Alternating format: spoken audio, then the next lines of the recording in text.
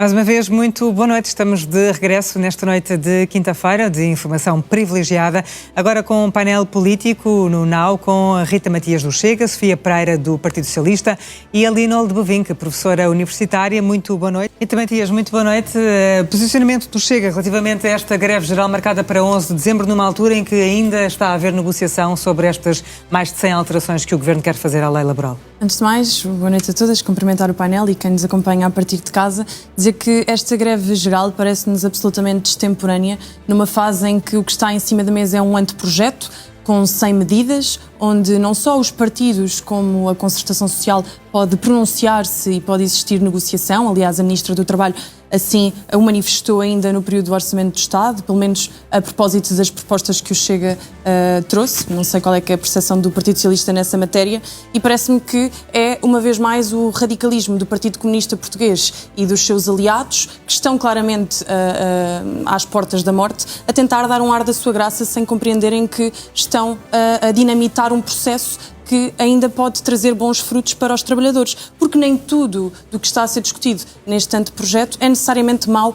para os trabalhadores. Não é necessariamente negativo que consigamos criar mecanismos, conforme prevê este projeto, para detectar casos de doença fraudulenta, porque sempre que um trabalhador recorre a estes mecanismos, há toda uma equipa que não recorre a este tipo de expediente, como alegar uma doença, que fica sobrecarregado com o trabalho alheio.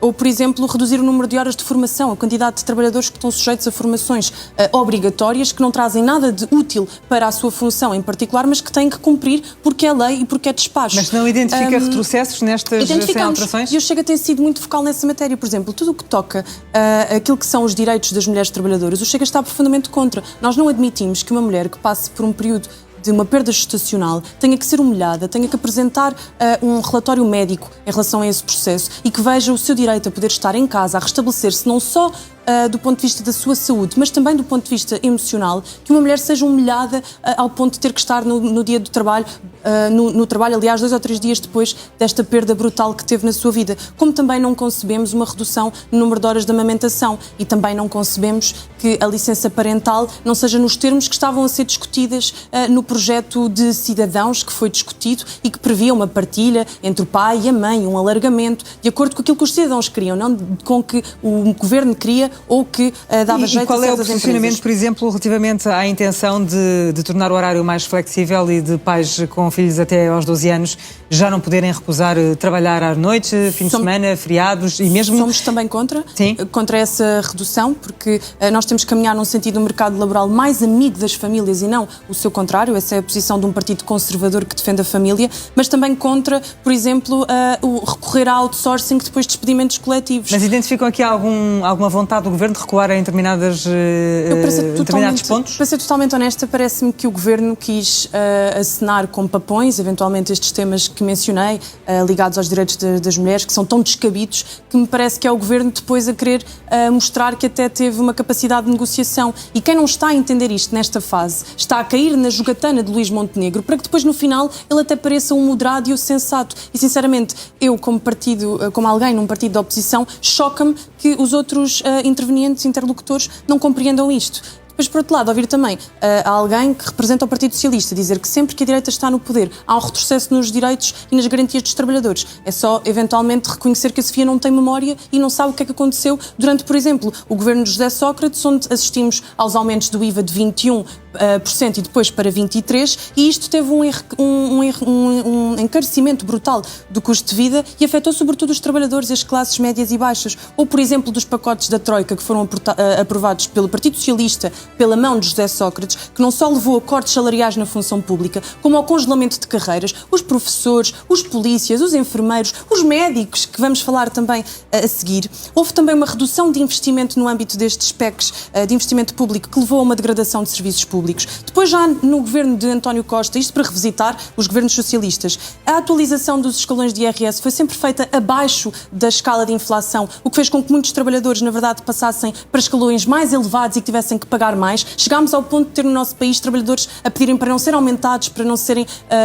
eventualmente... Para não ultrapassarem o escalão. Exatamente, e não terem que pagar mais. Tivemos cativações, tivemos um aumento brutal do custo de vida, tivemos os preços de combustível a disparar, com António Costa a promover o maior ISP de sempre e as taxas ambientais. Portanto, ouvir aqui falar um representante do Partido Socialista a dizer sempre que a direita está no poder, os trabalhadores sofrem, é não ter memória e é não perceber que, infelizmente, sofrem há 50 anos com esta Terceira República. E dar lições ao Partido Socialista, muito menos o Partido Chega. Deixa-me terminar, Rita. Muito menos o Partido Chega. Ainda estava o Partido Chega a perceber como é que se fazia uma eleição interna sem violar a Constituição. Já o Partido Socialista estava a garantir que os direitos dos trabalhadores eram assegurados. O Partido Socialista foi quem fez. O teletrabalho, os trabalhadores tinham que pagar a luz, a eletricidade, Rita, o Partido Socialista os foi quem fez a concertação social, foi quem garantiu aumentos de salários, foi quem garantiu que a precariedade não era generalizada, Rita.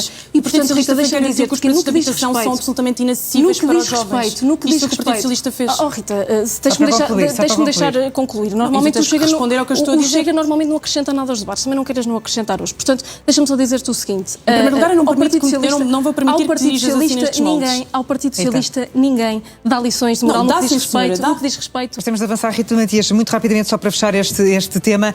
Quais é que podem ser as consequências para o processo negocial desta greve? Falta menos de um mês, marcada para 11 de dezembro. As consequências é que, além de não se chegar a bom porto em nenhum tipo de negociação, uma vez mais, Luís Montenegro vai parecer um moderado. Eu ouvi a Sofia chamar Luís Montenegro de radical, mas vai parecer um moderado porque vai deixar cair 2 ou 3 bandeiras que pareciam mais agressivas, vai parecer que realmente negociou quando não negociou, porque quem poderia vir para a mesa da negociação já está a dizer que não quer falar, só quer ir para a rua gritar de punho fechado, já agora dizer que as centrais sindicais não têm qualquer cunho ideológico, ou é ser parvo ou é ser mentiroso, porque toda a gente sabe que tem, e não tem mal nenhum nisso, existem movimentos sociais de esquerda, existem movimentos sociais de direita, mas por algum motivo eles têm maior implementação de uma forma e de outra. Os movimentos sociais de trabalhadores de direita estão a começar a surgir agora. Não me venham com a conversa de que os sociais-democratas trabalhadores são movimentos de direita, porque não são, porque a social-democracia é um conceito de esquerda. Portanto, isto é tirar areia para os olhos das pessoas. Lamento imenso que Luís Montenegro vá ficar bem na fotografia final, porque é inconcebível que se proponha o retrocesso de direitos laborais para as mulheres e é inconcebível que depois se volte a admitir que, afinal, vamos contemplar a amamentação como um direito adquirido e vamos contemplar que as mulheres possam faltar em caso de luto gestacional e que Luís Montenegro vai ficar bem na fotografia no fim disto, que, sinceramente, é o que eu posso antever.